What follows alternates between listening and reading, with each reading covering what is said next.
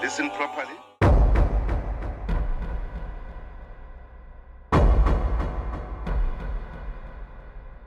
Hello, everyone. Once again, we open the case file no one wants to talk about, but everyone needs to hear. This is the Footsack Files. First of all, just a reminder, if you'd rather prefer to jump straight to the main story, please feel free. You can check out where it starts on the timeline I have posted. But I promise everything preceding the main story are worth sticking around for. Now, we are starting this episode again on a somber note.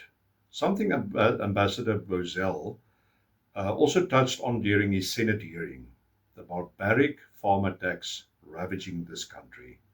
This is the elderly Morrison couple who were mercilessly executed on their farm outside Bloemfontein. The elderly woman was likely still alive after her throat was slit and she was thrown into a refuse pit.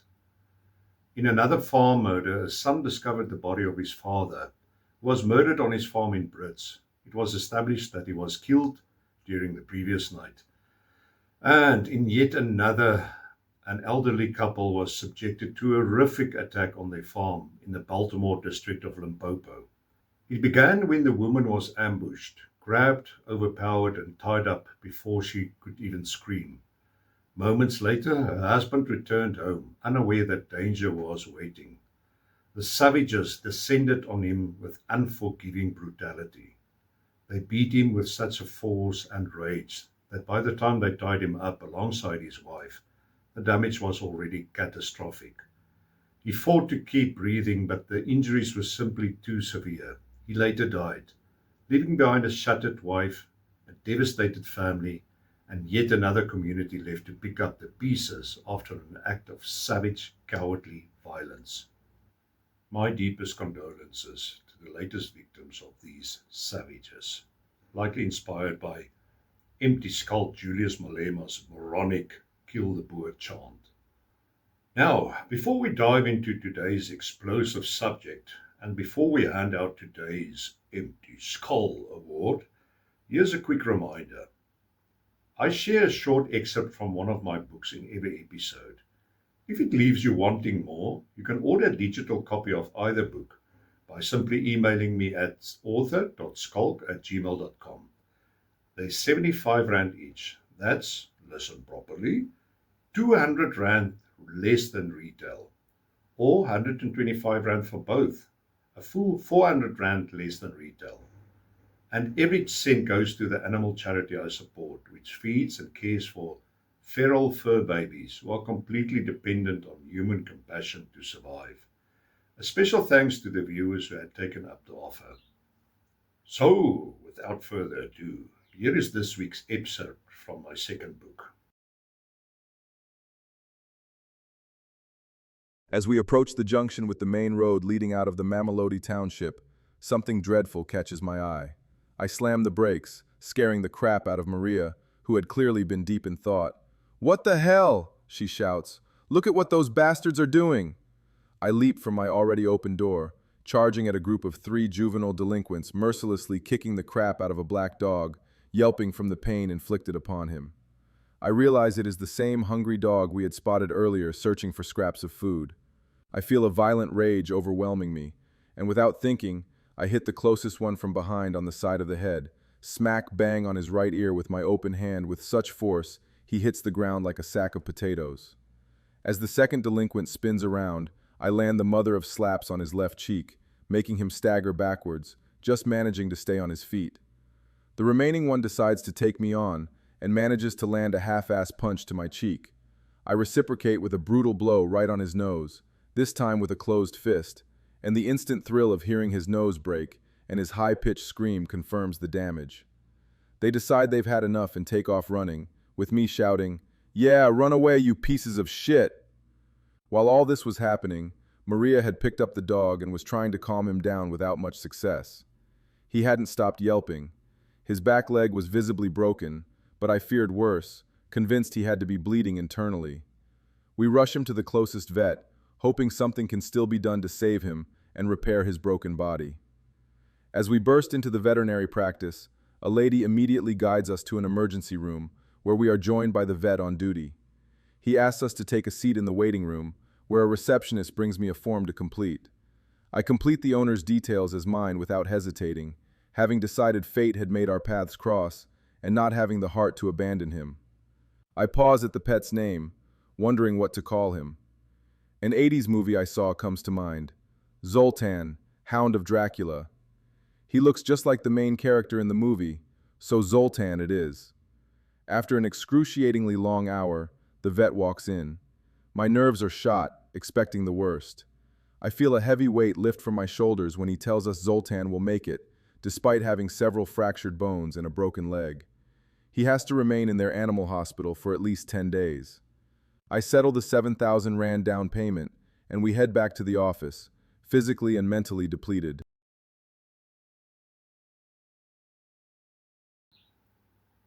Well, I hope you enjoyed that excerpt and are already emailing me your order.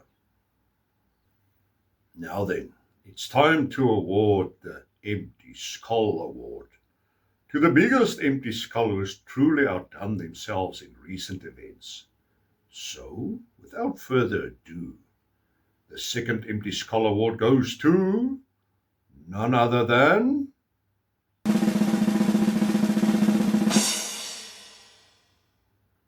Well, I simply don't know who this douchebag is that won this week's award. I think he's from the SABC, which would explain it all. But if anyone knows, please let me know. That said, I think the video clip says it all. And, just to clarify, the recipient is the idiot on the left, not the one on the right. Oh, there are a lot of very bad things happening. Very, very bad things. Terrible things. Terrible things. It's a disgrace. All right, now that we've got that out of the way, I want to thank you for the great response on the last episode. We got more than 250 comments. I think that's a record on the last episode. I wish I could show them all, but I've chosen a few that really stood out. Again, if you'd rather jump straight to the main story, please feel free, but I promise these are worth sticking around for. Let's check them out. Derek Howard said the ANC are only interested in lining their own pockets and promote non-accountability and are destroying our country. Joe Cruiser said, let me rather say it, Steenhuisen has been found. His shoelaces were recently spotted hanging from the rear of a sofa. Excellent. Wayne Jarvis said, the Boere won't take any nonsense. Well, Wayne, one thing is for sure. It's not going to be as one-sided as it was in Zimbabwe in 2000. Alan Gill said, history has taught us one thing. It's not the atrocity of Hitler, but how he convinced millions it was the right thing to do. South Africa is following that same agenda. Cultural genocide is taking place. The demeaning of a certain sector of the population that will set up the extermination coming. Helen van Zyl said, it is not going to be that easy to get rid of me. Hendrik Breed said, the killings is the last stage of genocide, ethnic cleansing. It is foregone by the stripping of identity, racial discrimination, in brackets, 142 plus laws against whites, subjecting of your culture and schooling to discriminatory laws, in brackets, Bella. All of this already in place. Keep your powder dry, pantry stocked and horses fresh. Ernest said, let me put it this way. Why do they want to take away firearms? Why do they bring illegal immigrants into South Africa? Red signals. They must try. History will repeat itself. Alida Botha said, love the empty skull certificate. I'm so glad to hear that, Alida. Michelle Van Gent said, what do we do if we cannot leave? Should we not have a damn plan? To be honest, I'm scared. Cannot leave as I have a severely disabled son. So sorry to hear that, Michelle. Lucas said, great content, although what awaits us as minority groups is very scary and disturbing. At some point in time, we will need to stand as one. Delph said, we all know this is eventually coming. Joshua said, I love your audiobook. Well, thanks, Joshua. I'm already working on getting the whole book converted to an audiobook, since I have had many requests, but it's still a work in progress. Justice Zwane said, rumor has it that John is selling Western Cape for 50 million rand. Well, Justice, then I hope he's selling it to the Americans, because then I'm definitely moving there. Anina Brandt said, now I feel even more worried. I can see it happening. Kalupi said, I love that excerpt from your book about the USAID and Township. Kept me riveted. Well, Galupi, then I hope you enjoyed the latest one. It follows on that one that you just mentioned. Ma Baker said, I missed you last weekend. Oh, Ma Baker, you're one of my favorites. And I missed you too. Dorothy's boss said, new subscriber here. Thank you for the video. It is very interesting. We forget recent history too quickly, unfortunately. The truth is a difficult pill to accept when it's glaringly obvious that every single law created by the ANC is there to purge the population. Christine Eller said, enjoying the books. I'm so glad to hear that, Christine. Mr. Indubzar said, yeah, we all know. And what are you doing about it? Are you prepared like the rest of us? Leon Botha said, hou van daardie pet agter jou linker skouer. My pa het ook so een gehad. Hoof van Natal Taakmag. Hy wou net nooit glo wat ek vir hom gesê het wat gaan gebeur in die land nie. Frans Murati said, I thoroughly enjoyed your stirring the pot moments. Here is my thought on this matter. All whites cannot, for the obvious reasons of practicality, make use of POTUS's humane gesture. I will definitely buy both your books, Great Cause, Great Author, with what I believe great stories, just by judging on the piece you read from it. Looking forward to finding out who gets the next Empty Skull Award. Thanks for that, Frans. DJ Ngwenya said, Malema chanting, but the cock bride blacks at Vlak Plaas. Okay.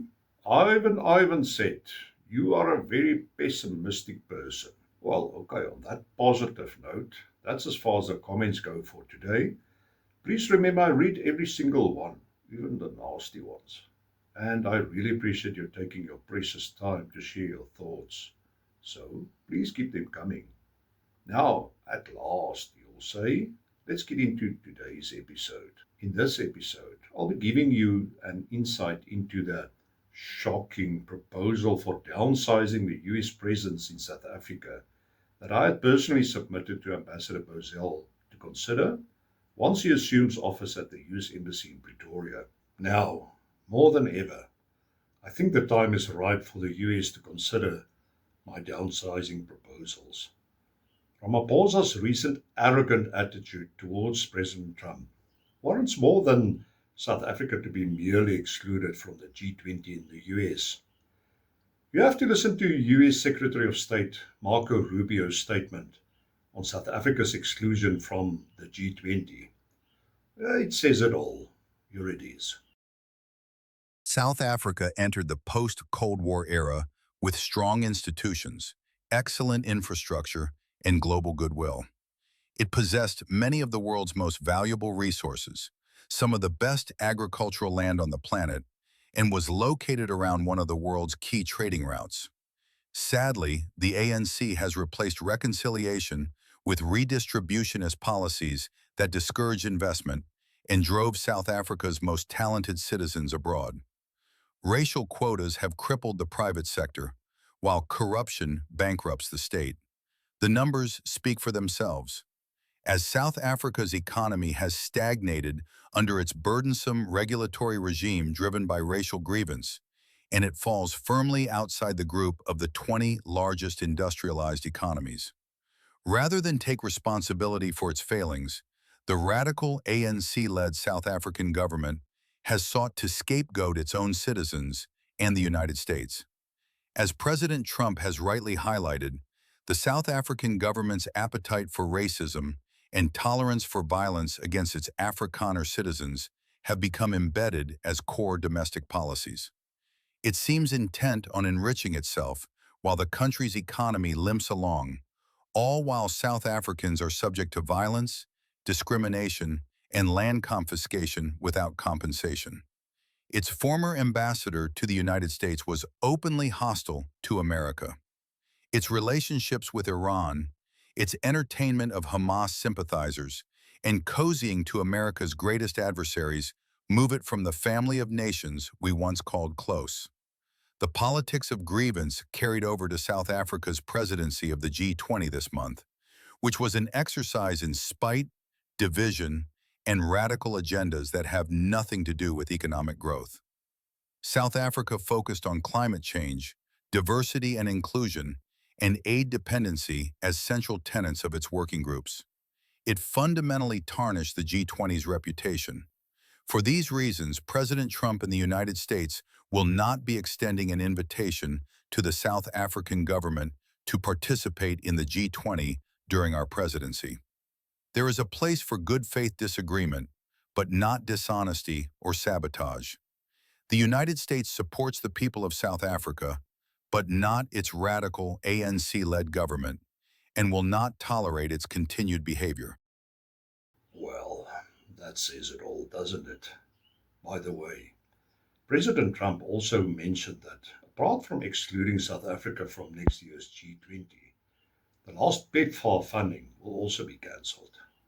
I've always maintained, even while I was working for the US Embassy, that the US taxpayer should not be paying for the HIV treatment of citizens of a US adversary. Well, while on this subject, I just need to highlight this. Ramaphosa boldly declared that South Africa's problems should be solved by South Africa only. Now they're crying crocodile tears because President Trump has stopped PEPFAR funding. What happened to South Africa wanting to solve its own problems? Well, it must be very traumatic for all those ANC comrades, knowing that they won't be able to dip their grubby little fingers into vast amounts of US taxpayer funds anymore. I also find it laughable that empty skulls like Clayson Moniela and Crispin Piri of Durko bravely announced on X that, as a founding member of the G20, South Africa will be attending the G20 in Miami next year. Dumbasses, you seem to forget one crucial detail. You need visas. Without them, you may as well be attending the G20 virtually from Durban's filthy main beach. The arrogance of these imbeciles is astounding. Anyway, I have, as always, strayed from the main subject. So back to the main subject. As I've already stated before, the US maintains a disproportionately large presence in South Africa, despite the country's negligible strategic importance to US interests. The cost of maintaining the footprint is significant. Downsizing would not only save American taxpayers millions, but also align US operations with reality. As things now stand, the US government presence in South Africa includes the US Embassy in Pretoria, US consulates in Johannesburg, Durban, and Cape Town. USAID and its associated agencies like PEPFAR, the now dead PEPFAR, Power Africa, probably also dead now, and the CDC, occupying 2 huge office blocks in Groenkloof, Pretoria. Then the US Peace Corps headquarters in Brooklyn, Pretoria. Maintaining such an expansive footprint in a country solidly aligned with America's enemies is no longer justifiable. A more logical approach involves consolidating services and closing non-essential offices. It should almost be all of them. So, using what I've learned from my time at the embassy, the 8 years that I spent at the US Embassy, the following were the offices I proposed for closure or downsizing. Firstly, the US Consulate in Johannesburg. The ANC's threatened renaming of Sandton Drive to a Palestinian terrorist called Leila Khaled drew public controversy and the ire of the US government. Secondly, the US Consulate in Durban. If I remember correctly, it was to be relocated from the slum, that is the Durban CBD, to the high-priced Umhlanga area. Its operational costs are unjustifiable. Eliminating it would save millions more. Thirdly, eliminating the remaining US aid operations, South Africa, as a self-proclaimed supporter of US enemies, does not deserve a cent more in US aid funds. I don't think I can be more clearer than that. As US aid programs close down, vast office space will lie underused, and the sale of this prime property will recoup millions of US taxpayer dollars. And lastly, the US Peace Corps headquarters in Brooklyn, Pretoria. The continued deployment of young American volunteers into South African townships is reckless. Out of control violent crime, anti-American sentiment, and the sheer risk to young lives outweigh any benefit. Ending Peace Corps presence would both save money and protect young American lives. So, what would remain, you may ask? A streamlined US footprint with the embassy in Pretoria as the central hub, a single consulate in Cape Town handling the whole country's consular service and serving as the anchor of US presence. This would not only be cost effective, but strategically advantageous for Cape Town, which is governed responsibly and free from ANC corruption, in stark contrast to the rest of the country. And critically, it's closer to Simonstown Naval Base, a strategic interest for the United States, one of the few remaining ones. Well, as covered extensively previously, there should also be a serious re-evaluation of US-funded programs like the Fulbright Scholarship and the Mandela Washington Fellowship, where the return on investment for the US taxpayer has been negligible to zero. Well, okay, to conclude, South Africa's increasingly volatile relationship with the United States does not warrant an embassy, 3 consulates, and a massive aid apparatus. A leaner presence, Pretoria and Cape Town only, is more than sufficient.